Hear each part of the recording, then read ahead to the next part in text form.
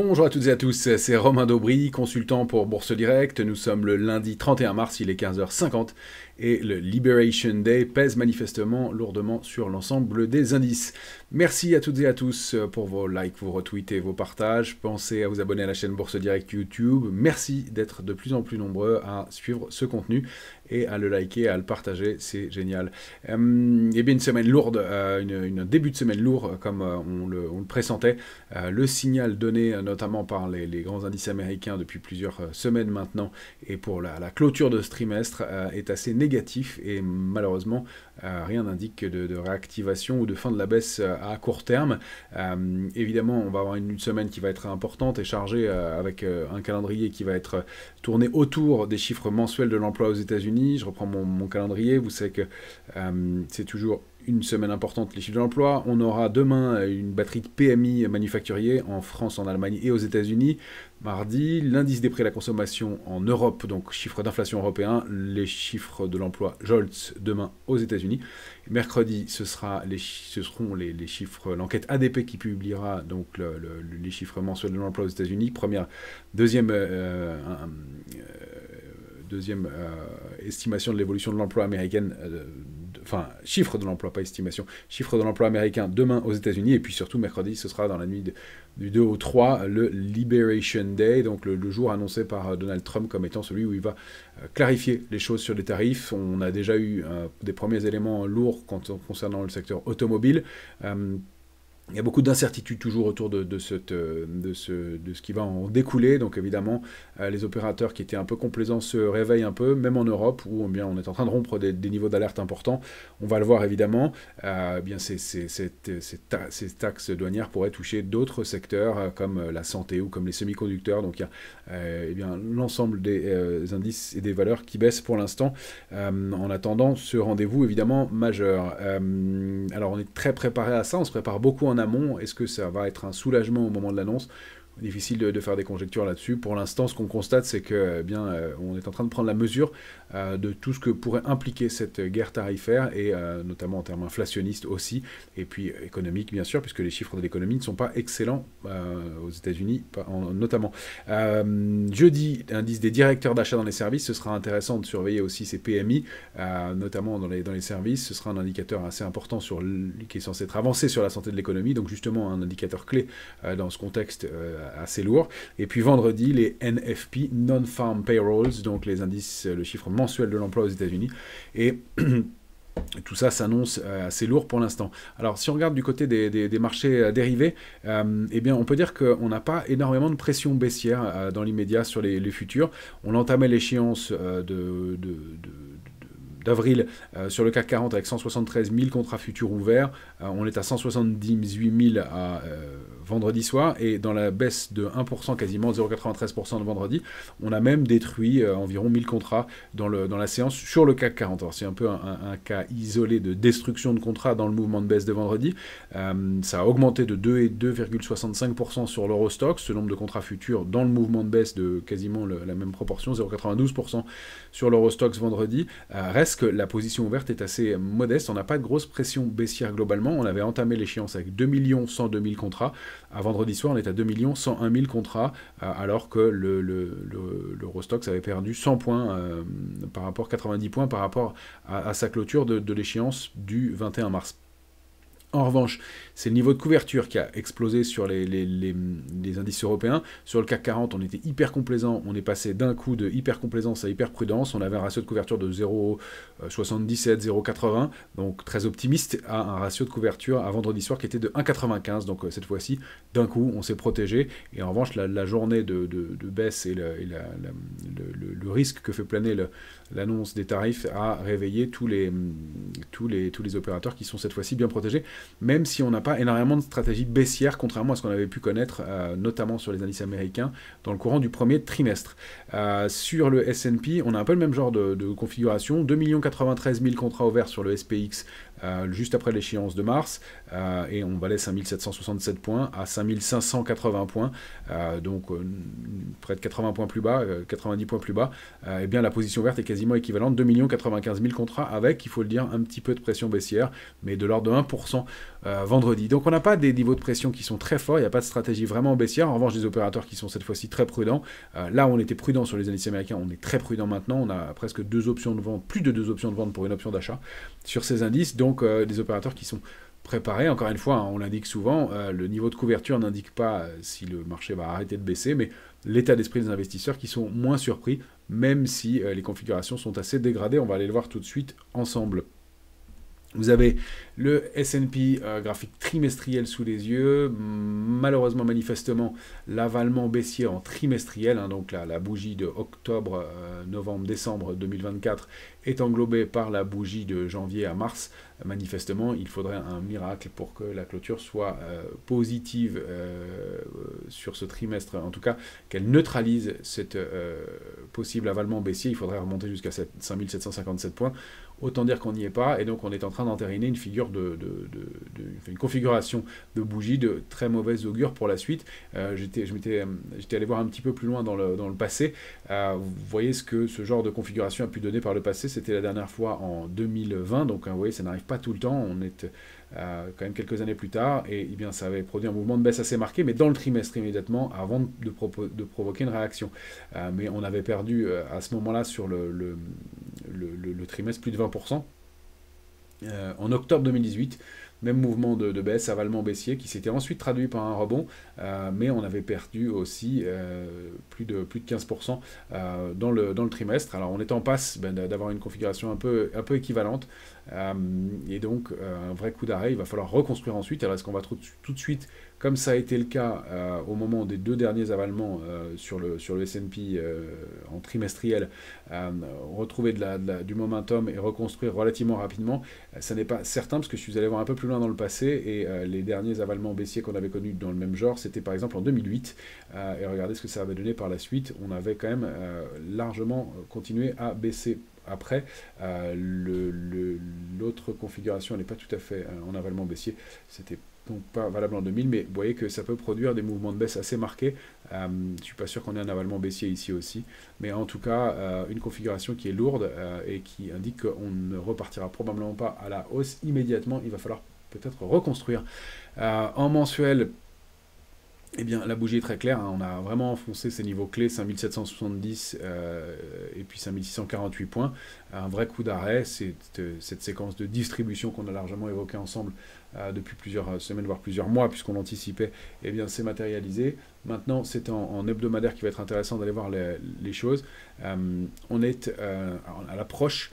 On a formé de nouveaux plus bas en ce début de semaine sur l'indice S&P, des niveaux qu'on n'avait pas vus depuis septembre 2024. On est à l'approche de la première cible du trading range, 5441, 5770. J'enlève ce niveau de 5757 hein, qui semble difficile à rallier. Un nouveau gap baissier hebdomadaire, c'est toujours un signal lourd, même si on voit qu'après des accélérations baissières, on rebondit un petit peu, mais enfin, on stabilise un petit peu. On a tenté de réintégrer 5770, on a buté sur ce niveau de résistance majeur pour accélérer à la baisse la semaine dernière. On ouvre cette semaine en gap baissier. Encore une fois, une configuration assez lourde dans l'immédiat. Alors, la cible idéale, hein, c'était le range 5770, 6101 qu'on avait dupliqué par le bas. Je le reprends ici, 6101, 6102 qu'on avait dupliqué par le bas. Si on veut prendre des extensions, j'avais un peu élargi.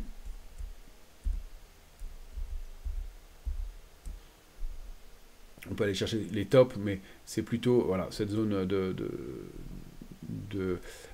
résistance hein, qui va nous intéresser. Eh bien, on pourrait dupliquer donc, cette zone par le bas, aller un petit peu plus bas que ce qu'on avait indiqué.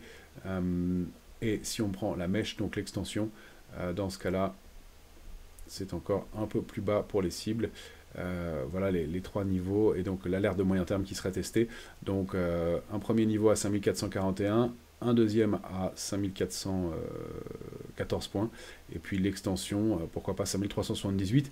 Ça voudrait dire dans ces cas-là qu'on s'installe un range plus bas, qu'on rompt ce niveau de support à 5441, et donc on teste l'alerte de moyen terme, je supprime les traits d'explication parce que ça va être un peu lourd, qu'on teste l'alerte de moyen terme et surtout qu'on se dirige vers l'alerte de long terme. La zone d'alerte se situe entre 5057 et 5258.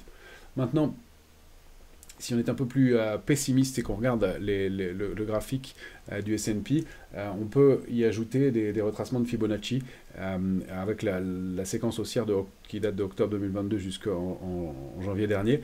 On voit les niveaux de retracement. Là, on teste les 23,6 pour l'instant. On est pile sur les 23,6% de retracement de la dernière séquence de hausse, informée d'octobre 2022 à janvier dernier.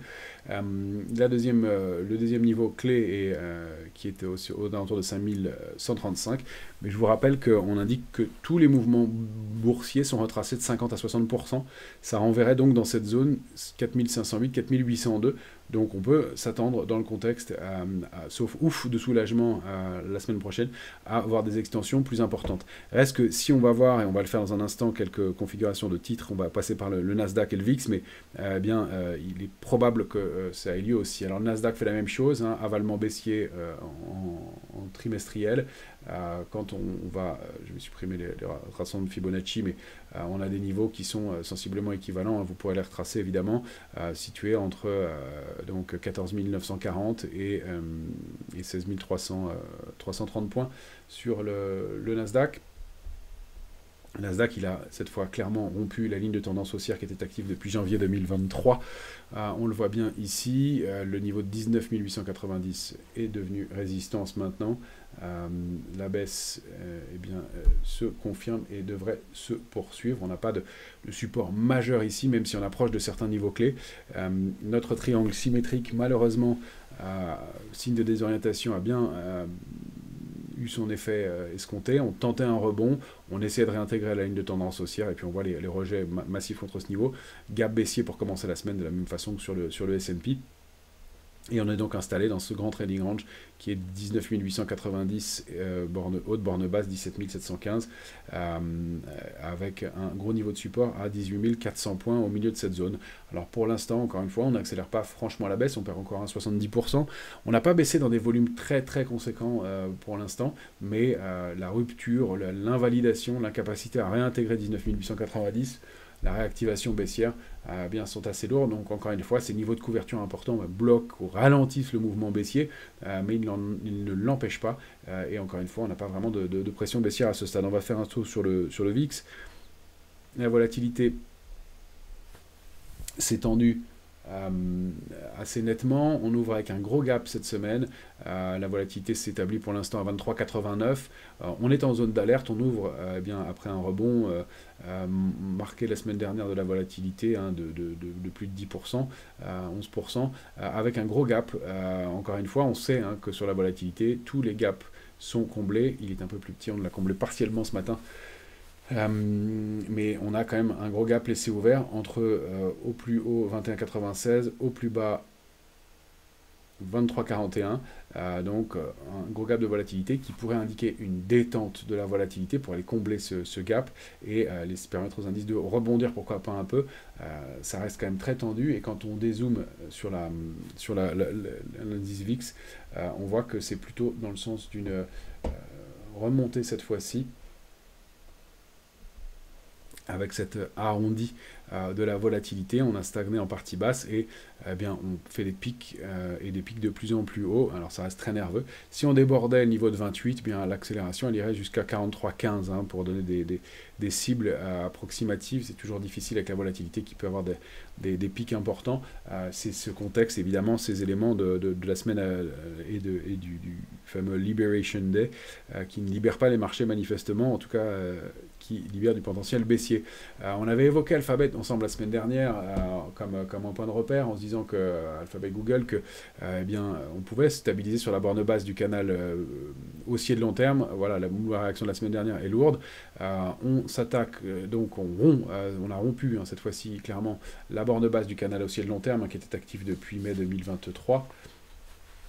On a enfoncé ce niveau qui avait été très bien observé, très bien testé par le marché ici, là et autour duquel on s'était articulé. L'accélération baissière se poursuit. On avait un petit gap baissier hebdomadaire, manifestement on le comble et on repart à la baisse. on perd 2,14, donc les grandes techs sont quand même attaquées, et on voit qu'il n'y a pas d'éléments de retournement à court terme. Alors la première cible se situe à 147,5, le risque sous 47,5, c'est qu'on duplique cette grande zone de retournement vers le bas, et dans ces cas-là, ça donnerait des mouvements baissiers assez marqués. Alors je prends des extensions qui peuvent paraître larges, mais on irait en direction de 92. Si on rompait ce niveau-là, ça n'est pas fait encore. Est-ce qu'on va pouvoir stabiliser ici? C'est un peu l'enjeu. Si on regarde Amazon, eh bien, même chose. On avait atteint des niveaux de support clés, ce niveau de 188,70. On avait tenté de rebondir dessus, bloqué entre 188 et 211. On avait évoqué ensemble, c'est la sortie qui déterminait le mouvement. Bien, graphiquement, ça a été très clair et très propre la semaine dernière. Fausse sortie, réintégration, et on ouvre en gap baissier sous le niveau de 188,70. On perd 4%. Sur Amazon, encore une fois, le signal reste baissier avec en mire 174,60 au moins, et une rupture du canal haussier évidemment largement entériné, largement consommé. Pour Apple aussi, alors on avait fait des traits d'essai sur Apple, pardon, il y a beaucoup de tentatives de faire de la prospective sur le titre Apple. Reste que la configuration globale, on va dézoomer un peu, est quand même lourde. Apple évolue au sein d'un canal haussier depuis janvier 2023, borne haute, basse, haute. Borne haute, on butait dessus. On a été réagir presque de ce support majeur à 206,90, parce que même si on ne baisse pas beaucoup pour Apple aujourd'hui, ça fait partie des GAFAM qui tiennent le mieux, on est bloqué sous ce niveau de 219,10, donc il y a des risques évidemment à court terme d'accélérer de façon complémentaire. On ne va pas toutes les passer en revue, mais Microsoft, dont je vous avais indiqué plusieurs fois le triangle symétrique et sa rupture avec la possibilité de rebondir, d'aller chercher 404,5, eh bien on voit bien cette invalidation la semaine dernière, ouverture en gap baissier. Microsoft perd de plus de 3%, près de 2,5% pour l'instant, pardon, et s'oriente en direction de 363,80. On avait dit que la cible idéale de cette grande structure se situait en direction de 318,80, donc manifestement on peut s'attendre à des poursuites baissières quand on regarde les titres individuellement. Je refais un point sur Tesla qui fait le yo-yo, mais dont la cible donnée par la structure de retournement en épaule, tête-épaule, je vous renvoie à nos vidéos précédentes, mais renvoyé vers 169, 170, voilà, a rebondi la semaine dernière pour une invalidation assez lourde. Tesla perd 6% environ à l'instant. Il y a une petite réaction toujours autour de cette ancienne oblique, le grand triangle symétrique qui avait permis une sortie par le haut. Donc il y a beaucoup de spéculations autour de Tesla, des positions ouvertes sur les marchés dérivés qui sont importantes. Donc il y a une grande bagarre technique et entre acheteurs et vendeurs. Je reste quand même très prudent, et encore une fois les cibles, c'est sous 233,40 rompu en hebdomadaire, très probablement la zone 167-176 à viser. Je voulais passer évidemment aux configurations graphiques en Europe. Le message n'est pas bon. On se posait la question de savoir si on allait tenir malgré la pression sur les indices américains. Eh bien, manifestement, la réponse en hebdomadaire, encore une fois, on est qu'au début de la semaine, il va falloir voir comment ça se comporte sur le DAX, mais on était dans ce grand trading range, 22 235 en bas, 23 485 en haut. On rompt et on entame la semaine avec un gap baissier. Pour l'instant, une toupie d'incertitude, mais on est quand même sous ce niveau de 22 235, on perd un 37%, ça reste assez canalisé. Le schéma dans ce cas-là, c'est de dupliquer le range précédent par le bas, et donc de viser 21 785, gros niveau de support, et puis une zone cible qui est située entre 20 905 et 20 985 points, sauf à réussir à redéborder ce niveau de 22 235 assez rapidement. Quant à l'Eurostoxx, eh bien ça y est, il a rompu le range, lui aussi évidemment par le bas, 5325, 5544, la cible légitime c'est 5111, j'ai des traits de long terme qui nous gênent ici pour être plus lisible. Donc 5111 la cible idéale, 5086 le gros support. On invalide quelque chose, et surtout on invalide une grosse partie de ce qu'on avait commencé à construire depuis le début de cette année. Ça n'est pas un bon message à moyen et long terme, sauf réaction rapide encore une fois. Si on s'installe sous ces niveaux, ça restera lourd. On perd un 43%, mais on entame cette semaine avec un mouvement assez pesant. Même chose bien évidemment pour l'indice CAC 40. On avait indiqué en mensuel le grand trading range au sein duquel le CAC évoluait et était bloqué, c'était 7950 en bas, 8254 en haut. On ne trouve pas le relais, on est presque de faire un avalement baissier en mensuel. On verra la clôture ce soir. Il ne faudrait pas clôturer sous 7786. On résiste un tout petit peu, mais on perd quand même 1,47%. Et donc on réintègre la borne haute du canal haussier de long terme. Je dézoome pour vous le remontrer à ceux qui n'auraient pas vu les émissions précédentes. Mais ce canal haussier, la borne haute, on avait tenté de la réintégrer. Et le message, pour l'instant en tout cas, n'est pas bon, avec une rupture nette, hein. On s'était arrêté sur la borne haute la semaine dernière, donc la clôture était ici, et donc une rupture nette, et en mire, eh bien, la duplication de ce petit range, au moins 7618 points aux alentours, un gap baissier hebdomadaire, toujours un signal fort. Il faut vraiment réintégrer le plus bas de la semaine dernière, 7894,62, pour invalider ce gap baissier hebdomadaire et ce mouvement de baisse, mais la configuration n'est pas terrible, même si, encore une fois, les volumes ne sont pas extraordinaires. Alors, dans ce contexte lourd, je voulais quand même vous montrer quelques éléments, quelques valeurs. Revenir sur Ubisoft, bien parce qu'on disait qu'il n'y avait pas de momentum sur le titre, on s'étonnait du manque de réaction au moment de la sortie de son nouveau jeu. Eh bien Ubisoft, elle est bloquée, canalisée entre 9,95 toujours et 14,22, même malgré la fausse accélération haussière de la semaine dernière, on a buté contre ce niveau de résistance, et on revient chercher le bas du range. Pour l'instant on est canalisé, il n'y a toujours pas de momentum sur le titre. Attention, si on rompt par le bas, eh bien on ira en direction de 5,70 malgré les annonces et, de Tencent. Et si on sort par le haut de 14,22, c'est 18,51. Pour l'instant, on n'y est pas.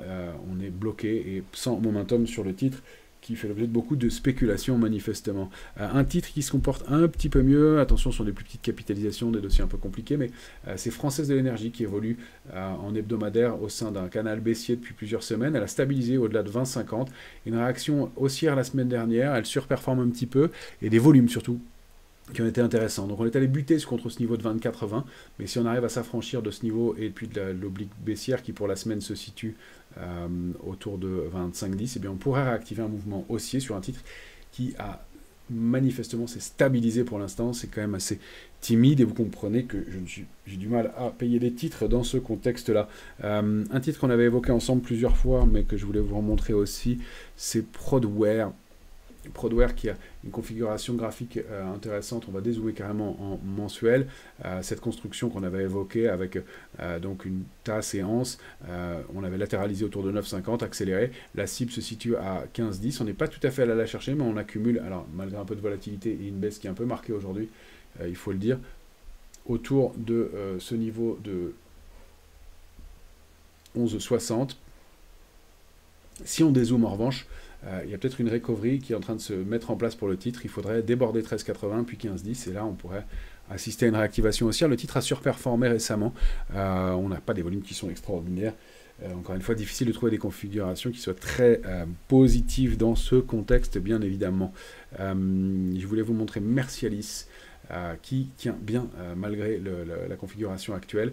Mercialis qui s'est installé au-delà de 8,97, a buté contre sa résistance à 12,09 et réagit contre le support à 10,04. Ça fait partie des rares titres qui baissent peu, moins 0,26 dans cette journée un peu lourde, et qui réussit à se réinstaller au-delà de 11,30. Alors on a une petite structure de retournement, peut-être aussi ici en tasse et anse, avec dans ce cas-là un potentiel haussier qui est à surveiller pour aller chercher des extensions en direction de la résistance majeure à 12,09 et pourquoi pas 12,87 par la suite. Ça fait partie des quelques titres qui surperforment un petit peu. Un autre titre que je surveille sur des niveaux de support, la configuration n'est pas très haussière, mais Pull-Up Entertainment qui s'était retourné, qui a stabilisé au-delà du support à 16,84, qui a buté contre 24,05, est en partie basse. Elle a réagi un petit peu les semaines précédentes. Évidemment, le début de semaine, comme pour tous les titres, est un peu lourd. On rebaisse un peu, mais tant qu'on préserve ce niveau de 16,84, on peut essayer, et même peut-être le niveau de support intermédiaire qui est situé quasiment ici en ce moment, à 18,70. On peut regarder peut-être à titre dynamique des réactions haussières pour aller chercher la borne haute du range et pourquoi pas réactiver une tendance haussière qui est en panne maintenant depuis octobre dernier. Voilà, des configurations qui ne sont pas évidemment très engageantes dans ce contexte. Je voulais vous montrer le secteur bancaire qui, eh bien, on se posait la question de savoir quels seraient les moteurs pour repartir à la hausse. pour réactiver une dynamique haussière qui était un peu en panne sur les indices européens. Le secteur bancaire, évidemment, arrivait contre des cibles, et je vais vous le montrer sous forme de panier. A été quasiment chercher sa cible graphique à 232,80. On a rebaissé ensuite dans le cours de la semaine dernière, on ouvre en gap baissier, il y a une prise de bénéfice qui est assez légitime. On préserve pour l'instant le niveau de 216,40, attention à sa rupture, ça renverrait vers 200. Donc un moment qui semble aussi légitime, et on se demandait si le parcours haussier pouvait se poursuivre. On avait indiqué hein, le fait que la BNP ait atteint sa cible graphique à 81,90, accélération baissière marquée. On a une configuration qui est un peu lourde aussi, des retours probables en direction 73,95 et un gap baissier qui était assez marqué. Même la Société Générale, qui avait encore manifestement un peu de potentiel, fait l'objet de prise de bénéfices dans le courant de cette semaine. Je vous l'affiche tout de suite. Le titre perd 3% aujourd'hui. Attention à cette configuration aussi en étoile du soir. Alors, elle n'est pas parfaite, mais on a une accélération haussière, une étoile filante et un gap baissier pour commencer la semaine. Bon, pour les opérateurs qui hésiteraient à prendre du bénéfice, ça peut être le moment. Je rappelle que les extensions de long terme peuvent mener jusqu'à 47,60 tant qu'on est installé au-delà de 38,65, mais même là, c'est assez lourd. Parmi les questions qu'on pouvait se poser, je vous avais montré un ETF sur le luxe la semaine dernière, en disant que voilà, on était dans un grand range, 180 en bas, 220,90 en haut. On revenait sur la médiane du range. Est-ce qu'on allait avoir dans cette zone médiane une réaction? On hésitait un peu. La fin de semaine a été lourde, et puis on ouvre en gap baissier. Le luxe, comme tout le reste, baisse. Donc voilà, les cibles, encore une fois, et des extensions possibles pour aller chercher 180 alors qu'on voit 188 à l'instant. Donc encore un mouvement complémentaire de 4-5% à envisager sur le secteur du luxe. Donc c'est un peu plombé de tous les côtés. Parmi les actifs qui se comportent plutôt bien, on a évidemment l'or qui vient d'atteindre aujourd'hui, en ce moment, sa cible à 114. Premier niveau cible, des extensions possibles en direction de 198. Je vous rappelle que l'or, hein, c'est une très grosse structure de long terme qu'on visait ici. Cette grosse structure en triangle qui a permis de donner pour cible 114, hein, qui se formait de 2011 à janvier dernier. Et donc le mouvement et l'accélération s'est faite en 4 mois seulement. Avec donc une cible à 114 qui a été atteinte, sur laquelle on travaille pour l'instant. Donc un potentiel à court terme qui peut paraître un peu limité, des extensions en direction de 198. Les cibles de long terme permettent de viser des extensions jusqu'à 3570, peut-être pas dans l'immédiat, mais en tout cas ça tient bien. Le palladium, palladium qui nous avait déçus, hein, on avait détecté l'avalement haussier en mensuel au mois de janvier, grosse invalidation, retour sur le support à 896,5 et on rebondit en revanche, et le palladium fait partie des actifs qui repayent un peu actuellement avec une réaction haussière sur ce support, ou même un peu au-delà du support, doucement mais qui se met en place. Alors encore une fois, à travailler avec parcimonie, hein, ce sont des matières premières. On sait que la volatilité est importante, mais peut-être un petit peu de mieux, et encore une fois des arbitrages qu'on va rechercher du côté des matières premières. Donc une cible qui, au débordement de 1124, permettrait de viser une zone située entre 1356 et 1381. On n'y est pas encore, mais il y a un petit peu de mieux de ce côté-là sur le palladium. Le cuivre bute contre des niveaux de résistance. Alors évidemment, ça pèse sur les minières. On était allé chercher une cible graphique à 5,09 aux alentours. On a buté dessus. Le support à 5,06 est testé. Reste que, encore une fois, après le parcours récent, on va dézoomer en mensuel, après le parcours récent, légitime de voir un peu de prise de bénéfice. On est en train de s'attaquer quand même, et on a quand même débordé ce gros niveau de résistance qu'on n'avait jamais débordé en mensuel sur le cuivre, et qui avait été testé en 2011, 2021, 2022, et puis depuis 2024. On est en train de le déborder, de se réinstaller au-dessus. Alors on pourra assister à des throwbacks tant qu'on est au-delà de 4,55, ça n'invalide pas le mouvement, mais ça met une pause, et évidemment ça pèse un peu sur les valeurs minières du secteur qui a bien commencé à se réveiller. Donc évidemment tout ça est un peu lourd pour l'instant. Voilà les quelques éléments que je voulais vous montrer pour ce début de semaine. Des cibles graphiques à surveiller, un comportement à regarder évidemment, manifestement un avalement baissier trimestriel qui va être entériné sur le S&P et le Nasdaq, qui sont quand même donc des signaux lourds et peut-être de fin de tendance avec des extensions bien possibles manifestement. On se retrouve tout au long de la semaine pour le suivi des différents marchés. Merci encore à toutes et à tous d'être de plus en plus nombreux à nous suivre.